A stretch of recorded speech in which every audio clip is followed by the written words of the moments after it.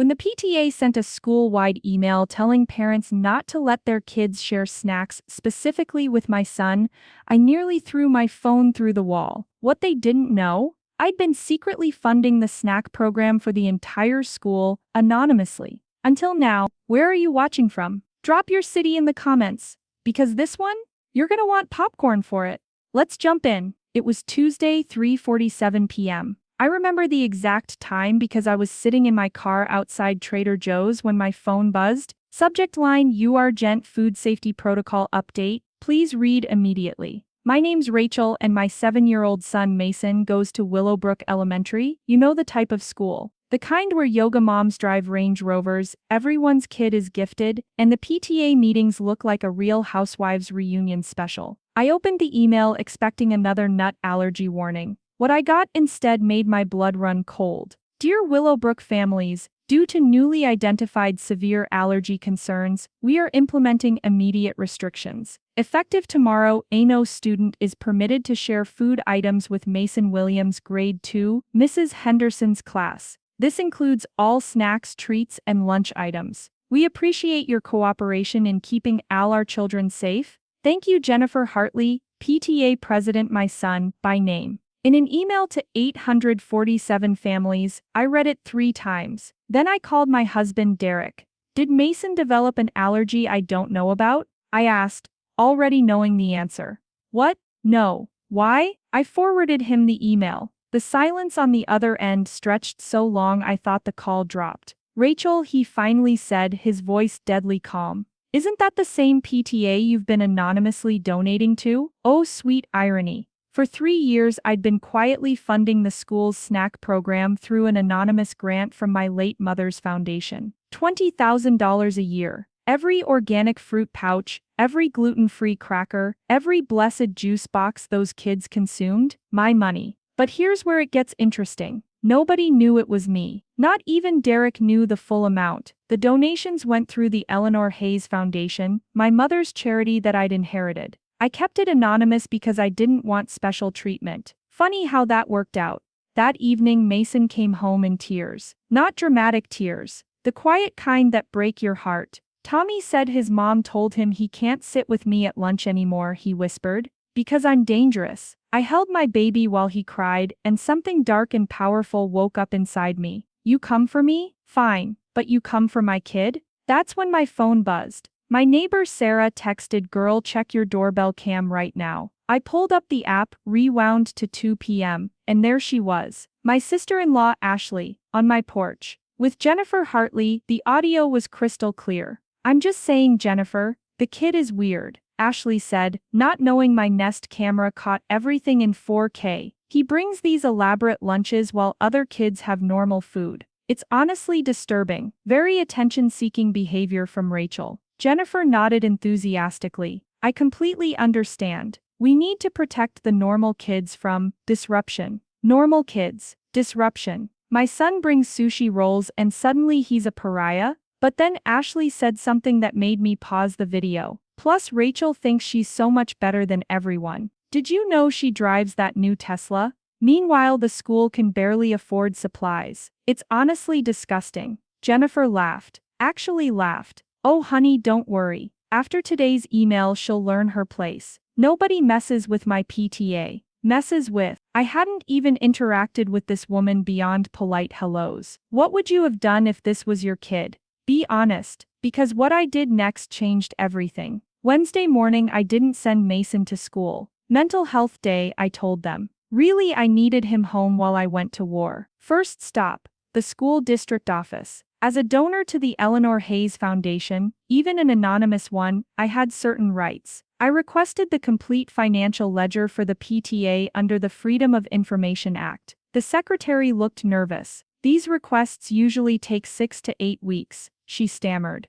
I smiled sweetly. "Check again. When the donation exceeds $10,000 annually, the response time is 48 hours. State law." Her fingers flew across the keyboard. "Oh my. Yes, Miss Williams, 48 hours. But here's where the universe decided to help me out. As I was leaving, I literally ran into Michael Chen, the district's financial auditor. His coffee went everywhere. "Rachel, I'm so sorry. He grabbed napkins flustered. No, my fault entirely, I said, then paused. Actually, Michael, quick question. Hypothetically, if someone wanted to see how PTA funds were allocated immediately, what would be the fastest way? He looked around nervously.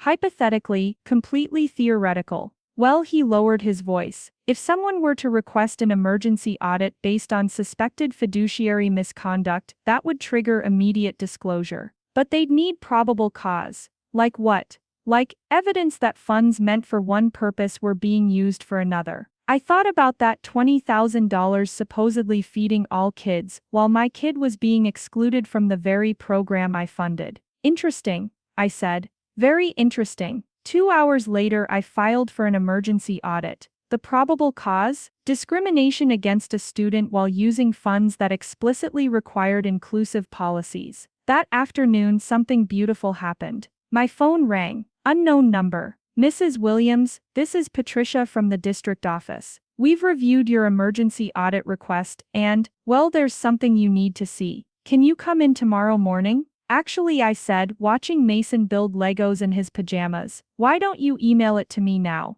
I can't. You need to see this in person. And Mrs. Williams, bring a lawyer. That night, I couldn't sleep. Derek held me as I stared at the ceiling, running scenarios. Maybe it's not that bad, he offered. They told me to bring a lawyer, Derek. At 3 a.m., my phone lit up. An email from Principal Morrison with no subject line, just Mrs. Williams, please call me immediately. I called. Rachel, his voice was strained. I just received notice of your emergency audit request. We need to talk. It's 3 a.m., Tom. I know, can you come to my office at 6? Before anyone else arrives. Why would I do that? Because what Jennifer Hartley has done, it's bigger than just your son, and I need your help to stop it. Have you ever seen school politics go this far? Drop your hot tea in the comments, because this next part still makes my hands shake. I arrived at 5:45 a.m. The school was empty, eerily quiet. Principal Morrison looked like he hadn't slept either. Spread across his desk were financial documents, emails, and photographs. Rachel, before we start, I need to know. The Eleanor Hayes Foundation, that's you, isn't it? I said nothing. I figured it out 6 months ago, he continued. The timing of the deposits, the signature requirements. Your mother was Eleanor Hayes, the philanthropist. If you knew, why didn't you? Because I respected your privacy. But Jennifer, she found out too. Last month. My blood went cold. She knew, and she's been using your money for something else entirely. He pushed a document toward me. It was an invoice. $15,000, personal development retreat for PTA board members. Napa Valley, September 2024. Paid for by the Eleanor Hayes Foundation grant. She took a vacation with my money. 5 board members. Spa treatments, wine tours, the works. Listed as nutritional education seminar. And my son's exclusion. Tom's face darkened. She knew you'd eventually investigate if she pushed hard enough. So she created a problem that would force you to reveal yourself as the donor. Then she could claim you were using your position to give Mason special treatment, discredit you, and keep stealing. The email about Mason was sent to force your hand. But Rachel, he leaned forward. She made one mistake. What's that? She seized the entire district board. And 3 of them have kids in Mason's class. They know he has no allergies. By 10 a.m., the school was in chaos. Word had leaked about an emergency PTA meeting scheduled for that evening. Jennifer had sent another email, this time claiming there were serious concerns about financial irregularities that needed addressing. The audacity. She was trying to get ahead of it, control the narrative. Ashley called me 15 times. I didn't answer, but I did screenshot her texts. Rachel, what did you do? Jennifer is freaking out. This is all your fault. You've ruined everything for Mason.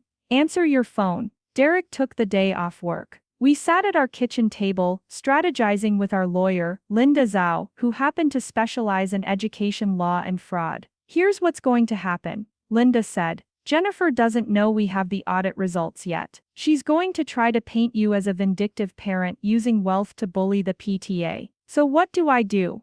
You let her. I stared at Linda. What? Let her talk. Let her dig the hole deeper. Then when she's done, you bury her with facts. That evening the auditorium was packed. I'm talking standing room only. News travels fast in suburban paradise. I sat in the back with Derek, Linda, and surprisingly, Principal Morrison. Jennifer stood at the podium, looking every inch the wronged martyr. Designer suit, fresh blowout, concerned expression. Thank you all for coming on such short notice, she began. It's with a heavy heart that I must address some serious allegations that have been made against our PTA board. Murmurs rippled through the crowd. As you know, we've always prioritized the safety and well-being of all our children. Recently, we had to make a difficult decision regarding food sharing protocols for one student. She didn't say Mason's name, but everyone knew. This decision was made after careful consideration and multiple concerning incidents. However, the parent of this child has retaliated by filing fraudulent claims against our organization. Fraudulent, someone called out.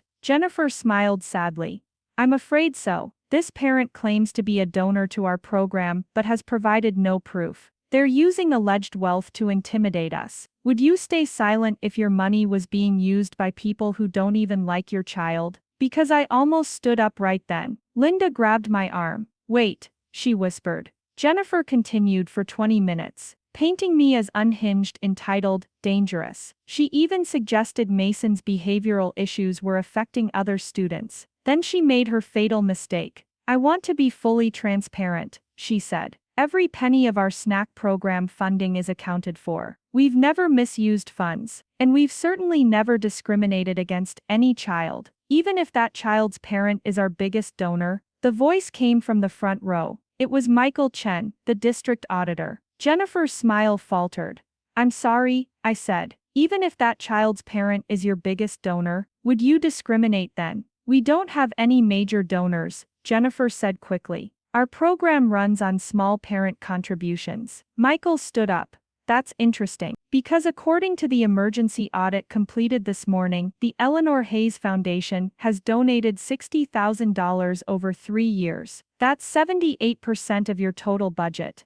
The auditorium erupted. Jennifer's face went white, actually white, like she might faint. That's anonymous funding, she stammered. We don't know who, actually. Principal Morrison stood up. You do know, because you contacted the foundation last month asking for additional funds, and you received confirmation that the donor was a parent at this school. I stood up, every head turned. Hi everyone, I said, my voice steady despite my racing heart. I'm Rachel Williams, Mason's mom, and yes, I'm the Eleanor Hayes Foundation. The noise was deafening. People shouting questions, accusations, confusion. Linda stepped forward. If I may have everyone's attention, we have documents to share. She pulled out a stack of papers. The Napa Valley invoice, the email trails, the doorbell footage transcribed. But the killing blow came from an unexpected source. I have something to say. A woman in the middle stood up. Karen Patterson, the allergy mom, whose complaint had supposedly triggered everything. My daughter doesn't have any food allergies, she said quietly. Jennifer asked me to file that complaint. She said Mason's lunches were making other kids feel bad about their food. The auditorium went silent. Karen continued, tears rolling down her face. She said if I didn't do it, my daughter wouldn't make the advanced reading group. I'm so sorry, Rachel. Mason is a sweet kid. I'm so sorry. You eat about allergies, a father shouted. My son has real anaphylaxis. You weaponize something that could kill him for what? Lunch jealousy? Jennifer tried to speak, but the crowd wouldn't let her. Parents were standing shouting, demanding answers. That's when Ashley, my sister-in-law, decided to make it worse. This is ridiculous, she screamed. So what if Jennifer used some money for a retreat? They work hard, they deserve it. Rachel's just bitter because nobody likes her perfect little prince. The auditorium went quiet again, all eyes on Ashley. Is that so? Derek said, standing beside me. Tell them what you said on Rachel's porch. About Mason being weird. About needing to protect the normal kids. Ashley's mouth opened and closed like a fish. We have it on video, I added helpfully. What happened next was democracy in action. Or maybe mob justice. Depends on your perspective. A motion was called to remove the entire PTA board. It passed 347 to 5. The only votes against were Jennifer, Ashley, and 3 other board members. A new motion was proposed. Any discrimination against students based on lunch contents, parent status, or donation history would result in immediate removal from PTA positions. It passed unanimously. But the best part, the part that still makes me smile, little Tommy, the kid whose mom told him to stay away from Mason, stood up. Mrs. Williams, can Mason still bring those cool octopus hot dogs tomorrow? He promised to show me how his mom makes them. The entire auditorium laughed. Even some people were crying. Jennifer tried to sneak out during the chaos, but 2 things happened. First, someone had called the police about the misappropriation of funds. Second, her husband was waiting by the door. Napa Valley, he said, loud enough for everyone to hear. You told me you were at your mother's. The last I saw of Jennifer Hartley, she was being escorted to a police car while her husband loaded their kids into his truck. The next morning, Mason went back to school. I was terrified. Would kids be weird? Would parents judge? I shouldn't have worried. His classroom had a banner, Mason's Lunch Appreciation Day. Every kid had brought elaborate lunches, sushi rolls made of sandwich bread and fruit roll-ups, fancy juice boxes with hand-drawn labels, cheese cut into stars. Mrs. Henderson pulled me aside. I want you to know, I never agreed with any of this. Mason's a delightful child. Creative, kind, shares everything even when he doesn't have to. Thank you, I managed through tears. Also, she lowered her voice. Jennifer's son is in my class too. He brought the same lunch as Mason today. Said Mason's always been nice to him, even when his mom wasn't. That broke me. Kids are so much better than adults sometimes. The district implemented new policies. Anonymous donors could remain anonymous, but their donations came with protection clauses. No student could be excluded from programs their families helped fund. The PTA was rebuilt. The new president, Michael Chen's wife, Lisa, a former nonprofit director who actually knew how to handle money. The snack program continued, fully funded. I kept donating, still anonymously through the foundation. But now there were checks and balances. Ashley? She moved her kids to private school. Said Willowbrook had become too political. We don't talk anymore. Derek says that's for the best. 6 months later, Willowbrook Elementary celebrated its first Inclusion Day. The idea came from Mason actually. He suggested that once a month, everyone brings food from their culture or family traditions to share. The PTA funded it properly this time, with clear documentation. I watched my son stand in front of his class, teaching other kids to use chopsticks. The same kid who'd been labeled dangerous was now the inclusion ambassador for 2nd grade. Jennifer Hartley was sentenced to 200 hours of community service and had to pay back $15,000. She moved to another state. I heard she's selling essential oils now. But here's the thing about revenge that nobody tells you. It doesn't feel as good as you think it will. Watching Jennifer get destroyed didn't heal the hurt she caused Mason. What healed it was the community that rallied around him after. Though I'll admit, when the local news ran the story with the headline PTA President Steals from Anonymous Donor Targets Donor's Child, I may have shared it. Once or twice. Or 17 times. The doorbell footage of Ashley calling my son weird. That mysteriously ended up in a few group chats. Natural consequences, Derek called it. Last week, Mason asked me something that stopped me cold. Mom, why did Mrs. Hartley hate me? I thought about lying, giving him some sanitized version. But he deserved truth. She didn't hate you, baby. She was jealous of our family and took it out on you. Sometimes adults are bullies too. That's really sad for her, he said. Why's that? Because she spent so much time being mean, she forgot to be happy. 7 years old and wiser than most adults. The Eleanor Hayes Foundation still funds Willowbrook's snack program, but now it also funds something else, an annual anti-bullying assembly, where kids teach adults about inclusion. The first speaker every year, Mason Williams, the kid they said was too weird to share snacks with now, teaches other kids that being different isn't dangerous. It's beautiful. Your move, Jennifer. Oh wait, you can't make one from Nevada. If you think Mean Girls were just in high school, think again. Sometimes they grow up to run PTAs. Sometimes they target your kid. And sometimes, just sometimes, they mess with the wrong mom. Share this if someone needs to hear that karma keeps receipts. And so do doorbell cameras. What would you have done? Tell me in the comments, because if there's one thing I learned, it's that protecting your kid isn't revenge, it's justice. And sometimes justice tastes better than a $15,000 bottle of Napa Valley wine that you bought with someone else's money. Peace out, Willowbrook. This mama's got a lunch to pack. Extra fancy today just because I can.